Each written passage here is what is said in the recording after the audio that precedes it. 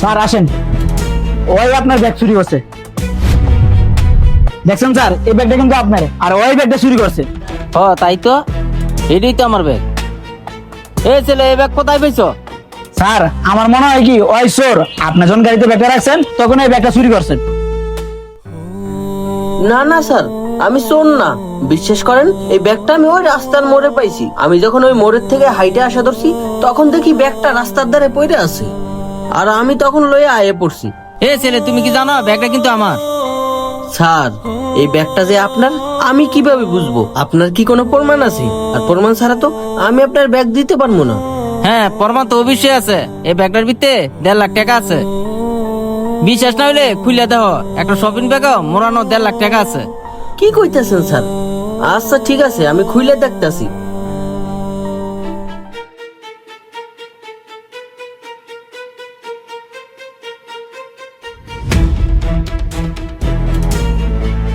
হায় হায়, হাসাই তো টাকা। হ স্যার, ব্যাগে তো 1.5 লাখ টাকা আছে। তার মাইনি এই ব্যাগ আপনারই।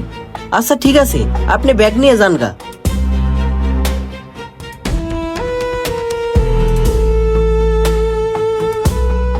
স্যার, এই যে লন আপনার ব্যাগ।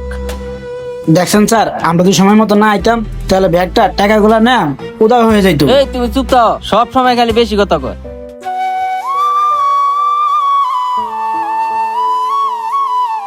তবে স্যার, একটা কথা কি জানেন? ভাগ্য ভালো ব্যাগটা আমার কাছে পড়ছিল।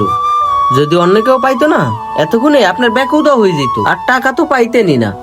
তুমি কিন্তু ঠিক কথা বলছো। তোমার জায়গা যদি অন্য কেউ হইতো না, ব্যাগটা কিন্তু পাইতাম না। স্যার আমরা সময় মতো আইছি বুঝলিয়া, সুরে টাকাটা মারতে পারে নাই, তাই এখন এই কথা বলতেছেন। স্যার আপনি একটা কাজ করেন, ওরে না পুলিশে দেন, ভাই আমাদের টাকাগুলো চুরি করছে। ওই তুমি চুপ থাও। ওর যদি টাকা নেওয়ার ধান্দাই থাকতো, ব্যাগ লয়ে এনে বসে থাকতো না। ওই কোন সময় যাইতো গা? আচ্ছা তুমি এক কাজ করো, ব্যাগটা ধরো।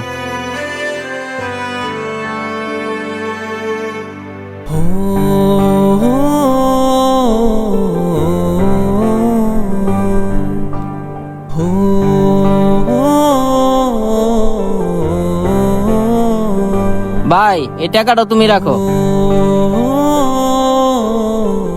না না স্যার, কি করতেছেন? আমি এ টাকা নিতে পারবো না। আর তাছাড়া আমি আপনার ব্যাগ আর আপনার টাকা সঠিকভাবে দিতে পারছি আপনাকে, সেটাই অনেক। আপনি এক কাজ করেন, আপনি নিয়ে যান গা, আমার কোনো টাকা পয়সা লাগবে না। আচ্ছা, টাকা জায়গা তো নিবা না, তাহলে কি করার আছে? আমরা জায়গা। আজকে সারাদিন কোনো কাজ পাই নাই, আর বাসায় মাটা অসুস্থ, মার জন্য